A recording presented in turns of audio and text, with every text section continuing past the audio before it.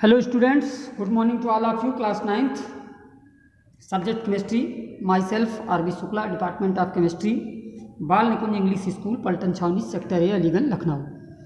On dated 22 June 2021. Students, today my thought is think like a proton and stay positive. यानी कहने का मतलब ये है कि प्रोटॉन का जैसे पॉजिटिव नेचर होता है उसी तरीके से हम लोगों को सोचना चाहिए, उसी तरीके से बिहेवियर रखना चाहिए और अपनी पॉजिटिविटी को मेंटेन रखना चाहिए। खैर students, today we start your new chapter, that is chapter number 3, name as atoms and molecule. ये चैप्टर नंबर 3 हमने स्टार्ट कर दिया है क्योंकि दो लेसन जो थे वो आपकी मैम ने कंप्लीट कर दिए थे और उनके नोट्स भी उन्होंने आपको प्रोवाइड कर दिया है। अब 3rd चैप्टर मैं स्टार्ट कर रहा हूँ। अभी तक मैंने दोनों चैप्टर रिवीजन पे आपको कराए, तो इसमें हम लोग फर्स्ट ऑफ ऑल पढ़ने जाएंगे। स्टूडेंट्स देखिए, सबसे पहले जब ये देखा गया कि हमारा कोई सब्सटेंस होता है, मैटर होता है, तो वो किन से मिलकर बना है। तो बहुत प्राचीन समय में यानी कि एंशिएंट टाइम में ही हमारे एक महर्षि थे जिनका नाम था कनाद ऋषि जो थे। कनाद ऋषि ने बोला था कि जो कोई भी मैटर है वो छोटे छोटे पार्टिकल से मिलकर बना है और उन छोटे छोटे पार्टिकल को उन्होंने कहा था परमाणु। उसके बाद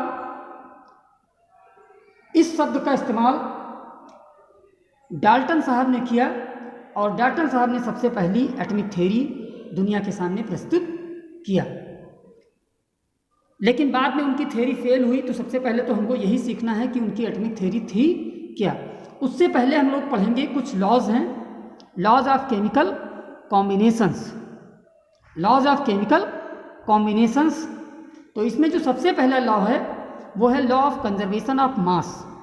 law of conservation of mass, it was given by a French chemist A. Lavoisier in 1774.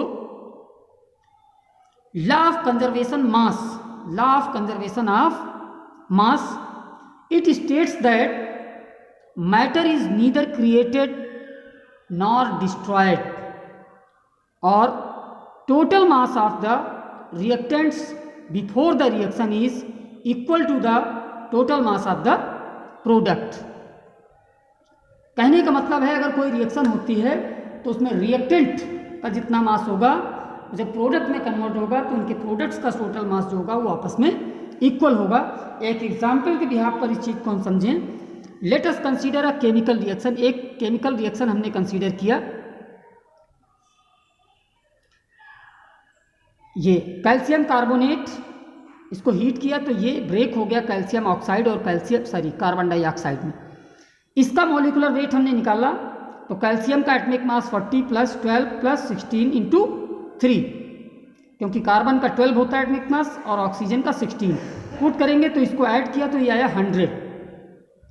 Calcium oxide 40 + 16 56, carbon 12, oxygen का 16, इसके 2 एटम्स हैं, 2 से मल्टीप्लाई तो 32, 56, 44, इन सबको ऐड किया तो ये भी 100। तो हमने देखा कि रिएक्शन जब हमारी स्टार्ट नहीं हुई थी उसके पहले का जो मास है और रिएक्शन कंप्लीट होने के बाद का जो मास है और दोनों साइड में टोटल मास जो है वो इक्वल है। That means we can say that the total mass of the reactants before the reaction is equal to total mass of the product. Since the mass of the reactants is equal to the mass of product, hence the results are in the accordance with the law of conservation of mass. तो students आज के लिए इतना sufficient है। Okay, thank you, have a nice day.